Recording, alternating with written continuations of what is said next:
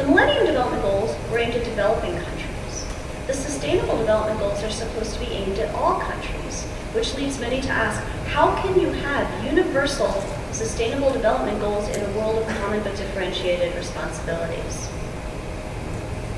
And they finally said that these goals have to be part of the development agenda beyond 2015. So we see, okay, they are linked in a way. So how are they making this all happen? There's a number of different work streams. The first is the open working group. This is what was called for in the Rio Plus 20 outcome document. It is made up of 30 members that were nominated by member states. They just approved the UN resolution last week was adopted that actually sets up the open working group. They had trouble deciding who the 30 were going to be.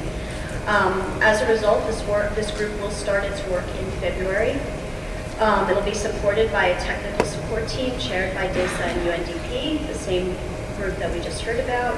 And their goal is to submit a report to the UN General Assembly in September. This is the one part of this right now that's intergovernmental, just to sort of stress that point. You also have a high-level panel of eminent people that were set up to advise on the post-2015 development agenda. This group is co-chaired by the presidents of Indonesia, Liberia, and Prime Minister of the UK. And it includes a group of people that represent civil society, the private sector, and government.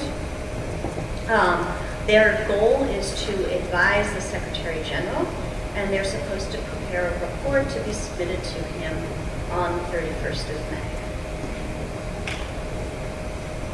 Another work stream is what I spoke about a little earlier, the UN task team on the post-2015 agenda. In addition to the report, Realizing the Future We Want for All, they are also providing support to the open working group and providing analytical inputs into the post-2015 development agenda, so they're advising both sides. At the same time, the UN Development Group has set up a series of thematic consultations and reaching out to civil society.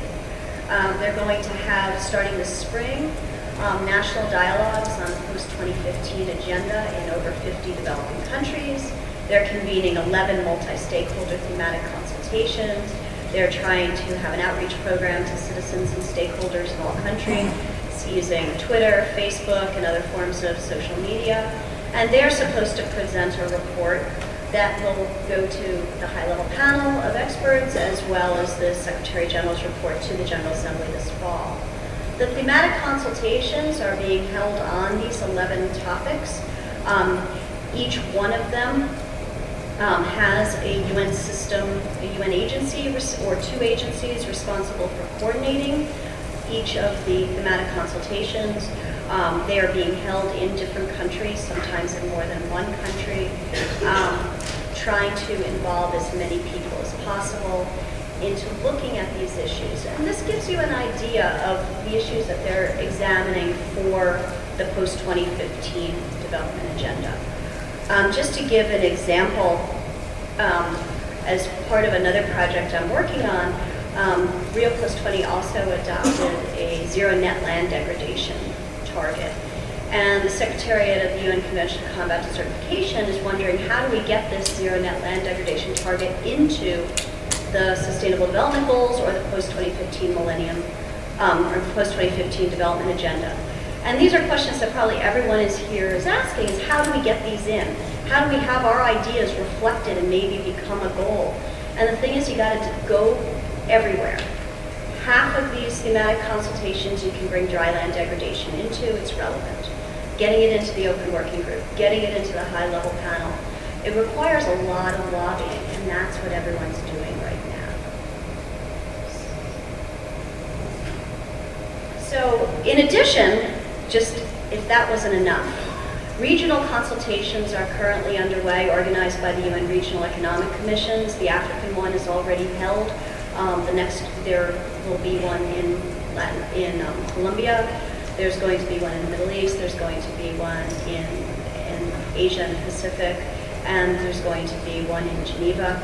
and over the next few months, and these are supposed to provide regional perspective into the work of the Open Working Group and to the final meeting of the Commission on Sustainable Development, which will be in May before the Commission ceases to exist. They're also using the Sustainable Development Solutions Network, which I think you'll hear a little bit more in a moment, which is part of what Jeff Sachs is doing. The UN Global Compact is being used to reach out to business and industry, and all of these different consultations their results are going to be delivered to the high-level panel and will inform the Secretary General's report to the General Assembly this fall. If you can't read it, don't worry about it. This is their attempt at an organogram to describe this entire process. It changes. This one was actually from the summer. So far, this one has been the one that has held on the longest that I've been able to figure out. But it is, the whole purpose of my putting up here is to just show you how complex this is and how many different places there are for input into the process.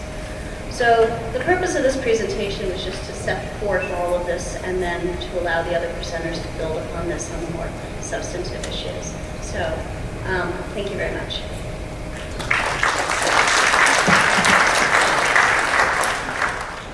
Thank you very much, Pam, for giving us an overview of the entire picture of this debate.